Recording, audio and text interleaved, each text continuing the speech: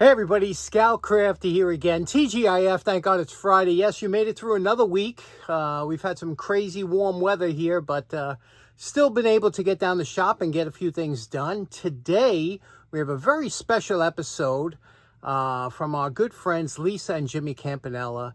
Let's get started right away. Okay, next up, this morning I was greeted with a lovely package in front of the house today. I opened it up and it was a package from Lisa and Jimmy Campanella. And you know the name. Yeah, Jimmy, you've seen, he's been at our tool meet. I've yet to meet Lisa. I'm looking forward to that. But apparently, I think this is from Lisa's uncle. They had a shop and she was going through the stuff and there was a bunch. Now, unfortunately, the cigar box came because of my postal people over here. They throw it through, they try. And it came a little bit falling apart, but I will glue this back together. But she sent over a bunch of padlocks. As you know, I'm a padlock collector, and this was, like I said, her uncle Mike, and they owned a shop called Stofy at one time. Anyway, here's a bunch of great padlocks. Let's take a look at them. Now, here are the locks that Jimmy and Lisa sent over, an assortment of great keys. We'll get to that in a minute. But you could see the different, collecting padlocks is a lot of fun. It was one of my first collections. I remember my great-grandfather had about 3 or 4 locks, 3 or 4. And I remember thinking I had a collection of locks at that time. It was just 3 or 4. But I would, every once in a while, would go in, I cleaned them up, I lubricated them, and I had them in a package. And locks vary. You can get into it, you know, very inexpensively, although they've gone up a little bit on eBay and stuff. But you can collect brand, you can collect type, you can collect size. There's a whole different varied ways you can collect padlocks. But here we have a nice assortment, a bunch of Yales. Yales are great locks, especially something like this one here. It's a brass lock, and they were really well made. And you can see here, it's got the original key. Now, this is the place that she was saying. Stofy was her uncle's place, and we're going to clean this up. Look at this, that keychain. We're going to clean this up as a tribute to her uncle Mike, and we'll. I'm going to pick a couple of the worst ones, and I'm going to show you how nice these can clean up. And also, there was a deadbolt. Deadbolts were big years ago, and I don't know why they're not as much today. But, and what a deadbolt is, it's just a simple, this is an inside deadbolt, okay? This little cross here means you could have a padlock on the other side, or a cylinder lock that would have a rod that would open it from the other side of the door. But many times people just wanted a lock that they could have inside their house to lock it. And what you would do is, you would take this would go on the door jamb like this would go on the door, and when you closed it, you could flip it like this, okay? Now, this isn't the type that will close and lock you out. Some of them are self-locking. This isn't. This is just like if you're in the house and you want to secure yourself in the house. You see, it's a square deadbolt, and you would put this on the door. When you close it, it would line up with this, because this would be to the door frame, and you would just throw that like that. Okay, isn't that beautiful? And these things went up a lot in price on eBay for some reason, but they last forever. It's a great security for the house. And so let's pick a couple of these, clean them up, and I'll tell you a little bit about them. Okay, the first type of padlock I want to talk about here is one of my favorites, the laminated padlock, which is a bunch of different pieces of laminated steel that are riveted together. This was invented by Harry Soref, who was the inventor of Master Lock. The Master Lock company, the founder. Harry Soref came up with this type of lock, and it's very good. It gets a bad reputation now because you have a lot of people out there who, as for fun, they pick locks and stuff, but in reality, nobody picks a lock when they're breaking into your house. They come in through forcible entry, where they try and cut it or break it, or now with the portable whizzer wheels, forget it. And there's no lock that can be, you know, they cut through anything. So don't waste your time trying to get a lock that has an unpickable lock when, especially if you want something that's going to be strong, that's going to hold them back, or whatever you're chained to, they're going to wind up cutting that. So anyway, these locks are fantastic because they're so easy to clean up. The wire wheel does a great job on them because they are steel. And let's do that real quick. Now, a lot of times this little protective band there, and that's so it don't scratch whatever you're using. This is a bumper. Don't ever put the wire brush on there. The wire brush will dissolve, it will destroy it and leave it. So just take a little Plastex polish, okay, and go over it lightly. Not too much on the letters because that is painted on there. It's kind of silken, but just try and go over it here like this, and you'll see the blue will come back up, and then just buff it clean. Okay, you can see here and how nicely these come out. Again, they're really easy to do. This one here looks really nice, right? And now there are different types of these laminated locks. This one here is called a tumbler lock because it has regular tumblers and a key like this. And this type of lock here was an older type called a warded lock. And you can see they call it warded lock because there are little wards or blockages here that this key passes when it goes in to open up. What's interesting about these locks is that the key looks longer than the lock, right? You say, oh my God, look at that key. You would think it'd have a little itty bitty key, but the keys go all the way up to the top. And interesting. And now I'll talk about lubrication in a minute, but these locks basically are cosmetically finished and they look really nice, don't they? Next up, we have a brass lock. Now you got to be a little bit more careful. The steel, you can use the wire brush. You don't have to worry. They're steel. They're hard. The brass is a soft metal, so if you put it on a hard wire brush, it's going to get that fuzzy look to it. It's going to destroy the finish. You don't want to do that. What really works good on these is the fiber wheel, but you have to get inside here too. So if you have a very fine brass or very fine wire brush, you could do it a little bit and then go over it with the fiber wheel, and that'll take it all the way back. But these yells are beautiful. Don't forget to do the key. It's also important that you want to clean, and when you do the key, you do it this way. You don't want to wear any of this off. Again, with the soft wire brush. And for this, good old plastics, but you got to be careful because of, you can see here, that's like a silk screen stamp on there, or a hot foil stamp. You don't want to take that off.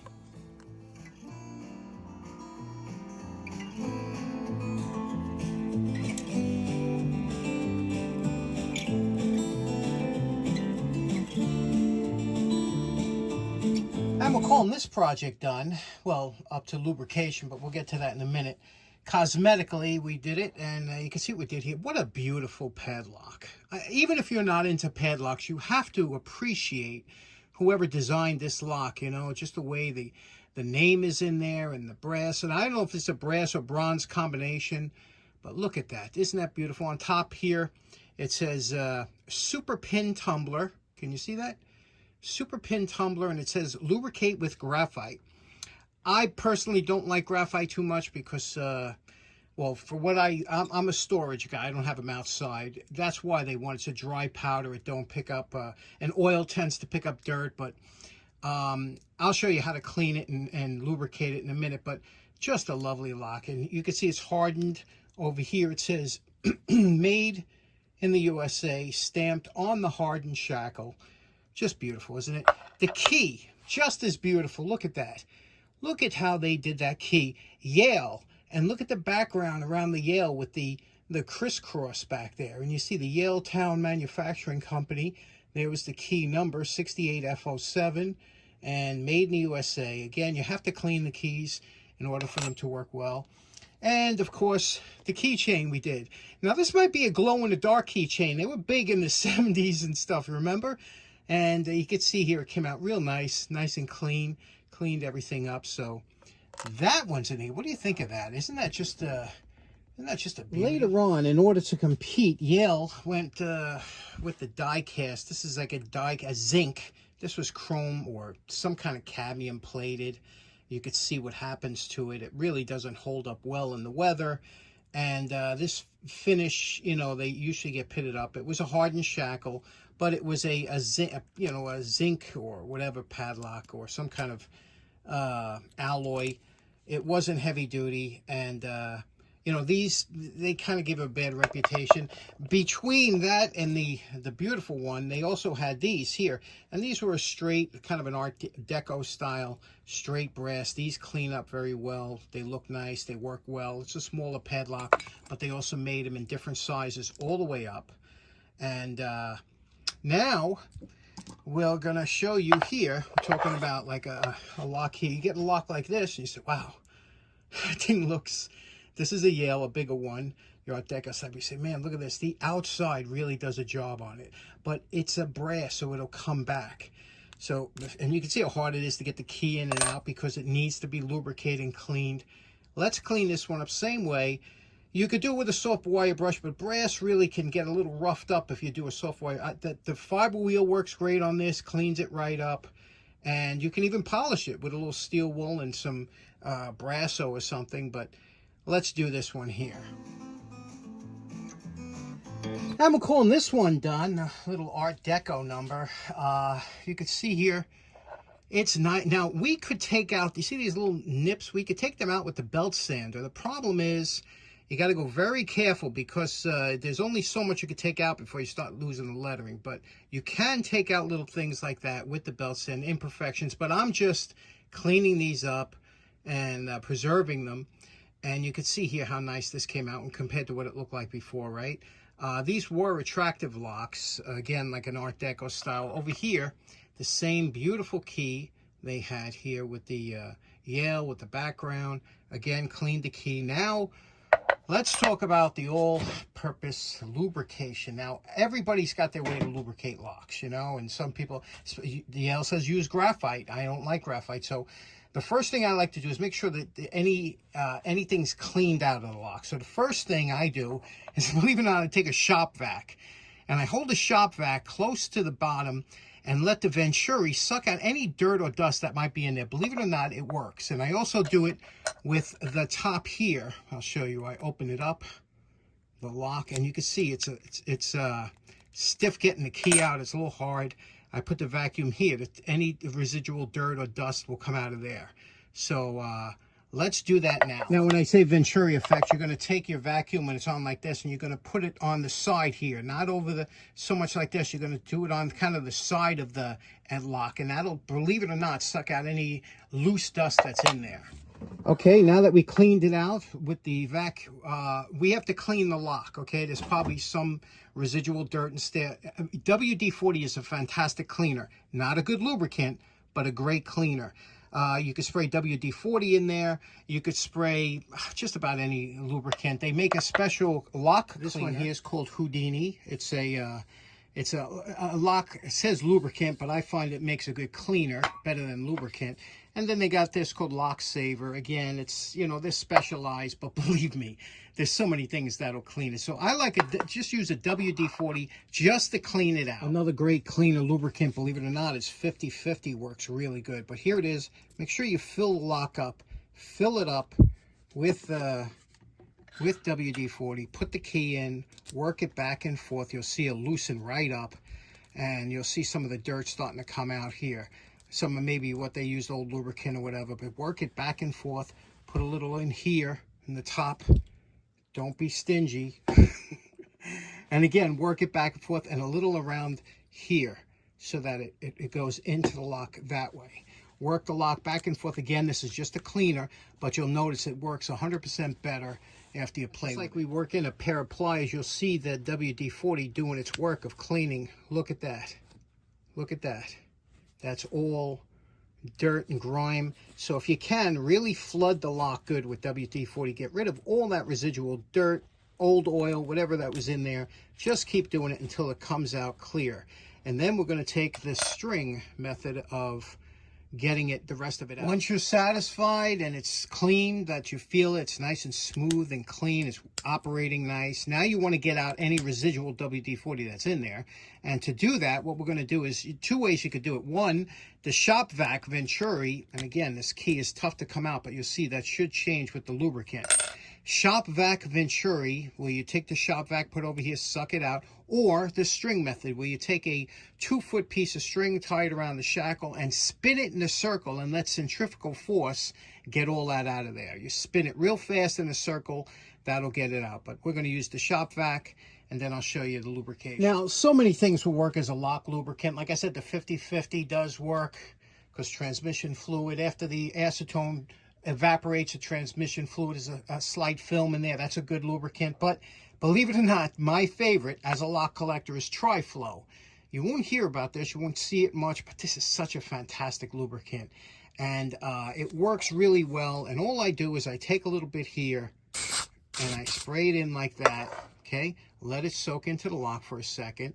And I'm telling you, this thing, the Tri-Flow is so slippery and it's so nice. It gets in everywhere. And again, wipe any of the residual off, work it back and forth a few times, and you'll see how nice and smooth your lock will work with this Tri-Flow. And the key comes out a lot easier. It's just a fantastic lubricant. This will kind of dry up a little bit and leave like a Teflon coating. So I love that. That's my favorite. And a lot of other lock guys, I know Wireworks, he likes it. So, and he's a locksmith. So a lot of people like this. If you ever get a chance to get it, smells great. Lastly, after the lock is clean and lubricated, I take a piece of string 18 inches long, 16 to 18 inches long, tie a knot in the end, double it, and that's what I leave the key on for all my locks. Okay, I put it around the shackle like this, I close it up, and that's the way I keep my key, and this way you can open it up. It's really not a good idea to keep the key in the lock because the pins rest against the key. It's just better off to leave this, you know, it doesn't weaken the spring. It's better off to have the key outside the lock, but, you know, obviously tied to the lock somehow so you won't lose it. And also, this brass finish will tarnish. That's just nature of brass or bronze. So if you really wanted it to save this, you might, you know, want to clear coat it with clear lacquer. That will maintain that finish a little bit longer, but that's just the nature of the beast with brass. Last up were these old keys that Lisa and Jimmy included. And when you look at these keys, you think each one of these keys has a story, huh? God knows what kind of secrets they held, or, you know, what kind of valuables they protected. Some were in lock boxes. This key here might have been a winding key because it has a square profile.